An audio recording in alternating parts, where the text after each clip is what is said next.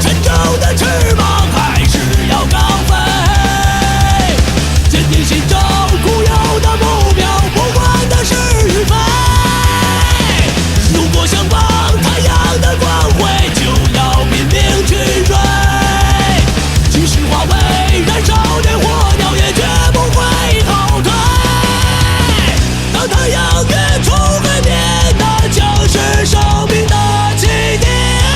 当流星消失在天边，如此绚烂。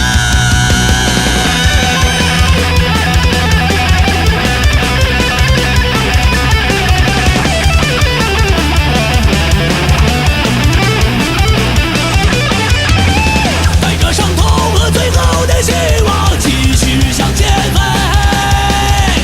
掠过冰山火海与心乱，共享寂寞的滋味。如果寻找心中的梦魇是一种伪装的美，即使它早已支离破碎，也从未后悔。当黑暗吞噬了残阳，那就是生命的终点。看天边闪现曙光，还有希望。